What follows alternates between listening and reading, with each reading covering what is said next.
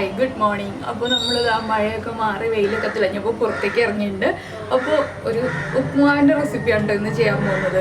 ഉപ്പുമാവ് എന്ന് വെച്ചിട്ടുണ്ടെങ്കിൽ അപ്പോൾ നിങ്ങൾ വിചാരിക്കുന്ന നേരത്തെ ഉപ്പുമാവൊക്കെ ചെയ്തിട്ടുണ്ടല്ലോ, ഇത് എന്താണ് പ്രത്യേകത എന്നുള്ളത്. അപ്പോൾ നമ്മൾ കേസരി റവ ഉപയോഗിച്ചിട്ടാണ് ഉപ്പുമാവ് ഉണ്ടാക്കുന്നത്. കേസരി ഉണ്ടാക്കാൻ ഉപയോഗിക്കുന്ന റവ ഉണ്ടല്ലോ, ആ റവ ഉപയോഗിച്ചിട്ടാണ് നമ്മൾ ഈ ഉപ്പുമാവ് തയ്യാറാക്കുന്നത്. ബാക്കിയുള്ള പ്രോസസ്സൊക്കെ ഏകദേശം സെയിം തന്നെയാണ്, ചെറിയൊരു ഇൻഗ്രീഡിയൻ്റ് ഒക്കെ ആഡ് ചെയ്യുന്നു എന്നുള്ളതേ ഉള്ളൂ, അത് ടേസ്റ്റ് കൂട്ടാനാണ്. അപ്പോൾ എന്തായാലും നിങ്ങളെല്ലാവരും കേസരി റവ ഉപയോഗിച്ചിട്ട് ഉപ്മാവ് ഉണ്ടാക്കി നോക്കിയിട്ടില്ലെങ്കിൽ ഉറപ്പായിട്ടൊന്ന് ട്രൈ ചെയ്ത് നോക്കിക്കോളൂ കേട്ടോ, നല്ല ടേസ്റ്റ് തന്നെയാണ്. അപ്പോൾ നമുക്ക് എങ്ങനെയാണ് ഈ ഉപ്മാവ് ഉണ്ടാക്കുന്നതെന്ന് നോക്കാം. പിന്നെ ഉപ്മാവിൻ്റെ കൂടെ പഴവും പഞ്ചസാരയൊക്കെ കഴിക്കുന്നതിന് പകരമായിട്ട് കറി ചേർത്ത് കഴിക്കും. അപ്പോൾ എല്ലാവർക്കും ഇഷ്ടപ്പെടും. ഇതുപോലെ വെജിറ്റബിൾസും കറിയും ഒക്കെ ചേർത്ത് കഴിക്കുകയാണെങ്കിൽ നിങ്ങളെല്ലാവരും നന്നായിട്ട് ഉപ്മാവ് ഇഷ്ടപ്പെടും. അപ്പോൾ എന്തായാലും നമുക്ക് എങ്ങനെയാണ് തയ്യാറാക്കുന്നതെന്ന് നോക്കാം. അപ്പോൾ നമുക്ക് നമ്മുടെ ഇൻഗ്രീഡിയൻസ് നോക്കാം. നമ്മൾ സാധാരണ പോലെ തന്നെ ക്യാരറ്റും ബീൻസും സവോളയും ഇഞ്ചിയും പച്ചമുളകും എടുത്തിട്ടുണ്ട്. പിന്നെ തേങ്ങ ചിരവിയത് എടുത്തിട്ടുണ്ട്. പിന്നെ നമ്മൾ എടുത്തിരിക്കുന്നത് നമ്മുടെ റവയാണ്. റവ ഇത് സാധാരണ നമ്മൾ എടുക്കുന്ന റവയല്ല കേട്ടോ, ഉപ്പുമാവിന് എടുക്കുന്ന റവയല്ല, നമ്മൾ കേസരിക്ക് എടുക്കുന്ന റവയാണിത്. കേസരി ഉണ്ടാക്കാം, ഉപ്പുമാവ് ഉണ്ടാക്കാം. അപ്പോൾ ഞാനിത് ഒരു വ്യത്യസ്തമായ റവ കയ്യിൽ കിട്ടിയപ്പോൾ നിങ്ങൾക്കും കൂടി ഈ ഒരു റെസിപ്പി ഷെയർ ചെയ്യാമല്ലോ എന്ന് വിചാരിച്ചിട്ടാണ് ഇപ്പോൾ ഉപ്പുമാവിൻ്റെ റെസിപ്പി ചെയ്യുന്നത്. നമ്മളിതുപോലെ നേരത്തെ ഉപ്പുമാവിൻ്റെ റെസിപ്പി ചെയ്തിട്ടുണ്ട്, അത് സാധാരണ നമ്മൾ ഉപയോഗിക്കുന്ന റവ ഉപയോഗിച്ചിട്ടാണ്. ഇത് കേസരിയുടെ റവ എന്ന് പറയുമ്പോൾ കുറച്ച് വലിയ തരികളുമായിരിക്കും, അതുപോലെ തന്നെ കളറിലും വ്യത്യാസമുണ്ട്.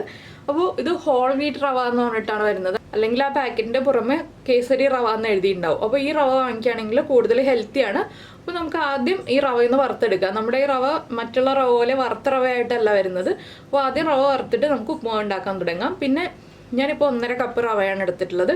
1.5 കപ്പ് റവയിലേക്ക് 3.25 കപ്പ് വെള്ളം ചേർക്കാം കേട്ടോ.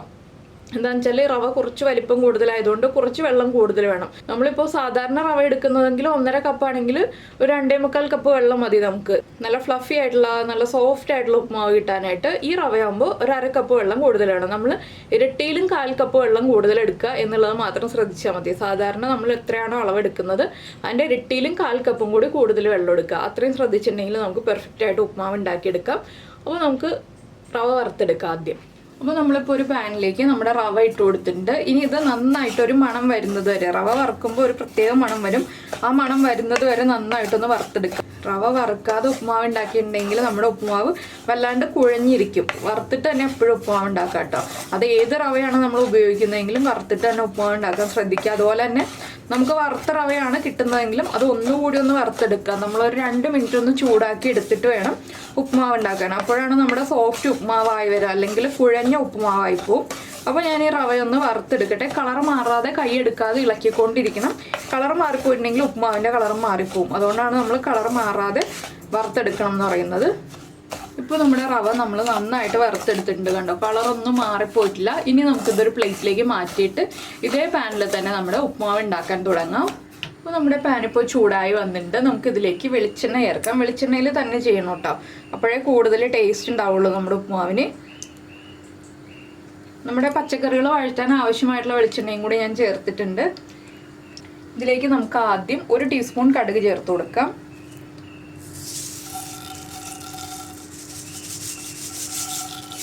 ഈ കടുക് ഒന്ന് പൊട്ടി വരട്ടെ. ഇപ്പോൾ നമ്മുടെ കടുക് പൊട്ടിക്കൊണ്ടിരിക്കുന്നുണ്ട്. നമുക്ക് ഇതിലേക്ക് കുറച്ച് ഉഴുന്ന് ചേർക്കാം. ഒരു 2 ടേബിൾ സ്പൂൺ അല്ലെങ്കിൽ 1.5 ടേബിൾ സ്പൂൺ ഉഴുന്നിട്ടോ, അതിൽ കൂടുതൽ വേണ്ട. ഉഴുന്ന് ചേർത്തിട്ട് ഉഴുന്നിൻ്റെ കളറൊന്ന് മാറി വരുന്നത് വരെ ഇളക്കി കൊടുക്കണം.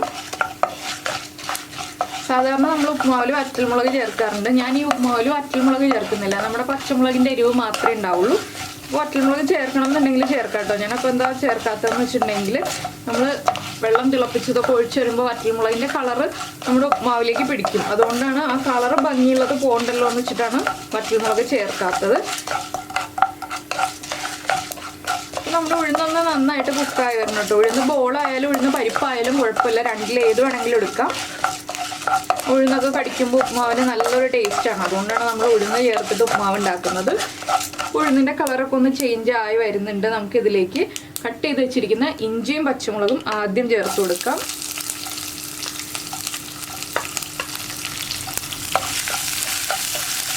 ഇതൊന്ന് ചൂടായി വന്നിട്ട് വേണം നമുക്ക് ബാക്കിയുള്ള കാര്യങ്ങൾ ചേർക്കാനായിട്ട്. ഇനി നമുക്കിതിലേക്ക് നമ്മുടെ ബീൻസ് ചേർക്കാം. കുക്കിംഗ് ടൈം കൂടുതലുള്ള കാര്യങ്ങൾ ആദ്യം ചേർക്കുക, കുക്കിംഗ് ടൈം കുറവുള്ള കാര്യങ്ങൾ പുറകെ ചേർക്കുക.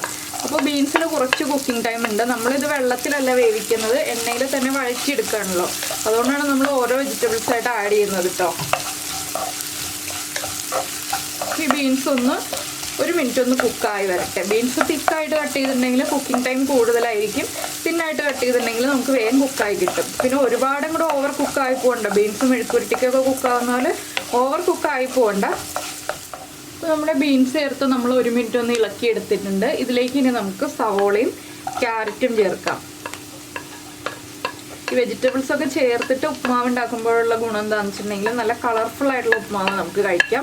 അതുപോലെ നല്ല ഹെൽത്തി ആയിട്ടുള്ള ഉപ്പുമാവ് കഴിക്കാം. വെജിറ്റബിൾസ് ചേർക്കാതെ ഉപ്പുമാവ് ഉണ്ടാക്കാം, പക്ഷേ ടേസ്റ്റ് കൂടുതൽ വെജിറ്റബിൾസ് ചേർത്തിട്ട് ഉപ്പുമാവ് ഉണ്ടാക്കുമ്പോഴാണ് കേട്ടോ. അപ്പോൾ ഇനി സവോളയും ക്യാരറ്റും എല്ലാം ഒന്ന് കുക്കായി വരട്ടെ. നമുക്ക് ഈ വെജിറ്റബിൾസിന് ആവശ്യമായിട്ടുള്ള ഉപ്പ് ഇപ്പോൾ ചേർത്ത് കൊടുക്കാം. ഒരു 1/2 ടീസ്പൂൺ ഉപ്പ് ഞാനിപ്പോൾ ചേർക്കുന്നുണ്ട്.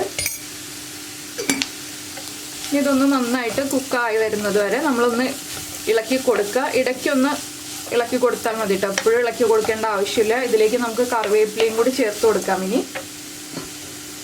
എൻ്റെ കയ്യിലുള്ള കറിവേപ്പില കുറച്ച് വലുതാണ്, അതുകൊണ്ട് ഞാനൊന്ന് ചെറുതാക്കി മുറിച്ചിട്ടാണ് ചേർക്കുന്നത്.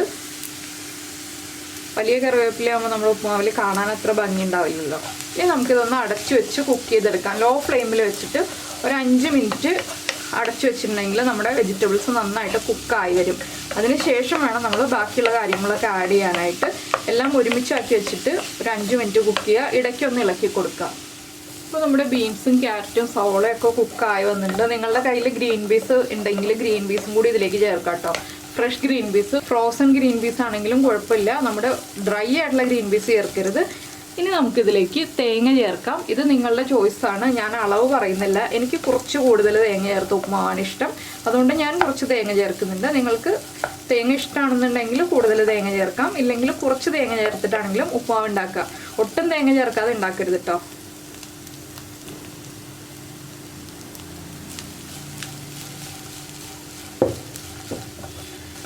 അപ്പോൾ തേങ്ങയും കൂടി ചേർത്ത് ഒന്ന് ഇളക്കിയിട്ട് നമുക്ക് ഇതിലേക്ക് തിളപ്പിച്ച് വെച്ചിരിക്കുന്ന വെള്ളം ചേർത്ത് കൊടുക്കാം. തേങ്ങ ഒന്ന് ചൂടായി വരാനൊന്നും നിൽക്കേണ്ട ആവശ്യമില്ല.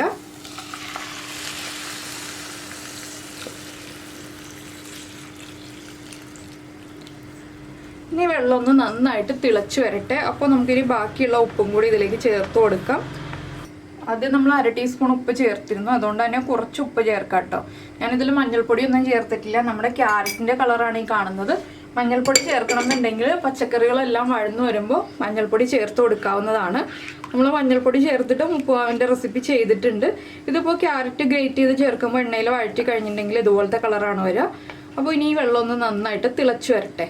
ഇപ്പോൾ നമ്മുടെ വെള്ളം തിളച്ച് തുടങ്ങുന്നുണ്ട്. നന്നായിട്ട് വെള്ളം തിളച്ച് കഴിയുമ്പോൾ മാത്രം നമ്മൾ റവ ഇട്ട് കൊടുക്കുക കേട്ടോ. വെള്ളം തിളയ്ക്കുന്നതിന് മുന്നേ റവ ഇട്ട് കൊടുത്തിട്ടുണ്ടെങ്കിൽ പെർഫെക്റ്റായിട്ട് ഉപ്പുമാവ് ടേസ്റ്റ് ആയിട്ട് കിട്ടില്ല. ഒരു പച്ചവെള്ളത്തിൻ്റെ ആ ഒരു ടേസ്റ്റൊക്കെ വരും, നമ്മൾ തിളപ്പിച്ച വെള്ളമാണ് ചേർത്തതെങ്കിലും. അപ്പോൾ നമുക്കിനി റവ ഇതിലേക്ക് ഇട്ട് കൊടുക്കാം. റവ ഇട്ട് കൊടുക്കുകയും ഇളക്കുകയും ഒക്കെ ചെയ്യാം കേട്ടോ ഒരുമിച്ച് തന്നെ.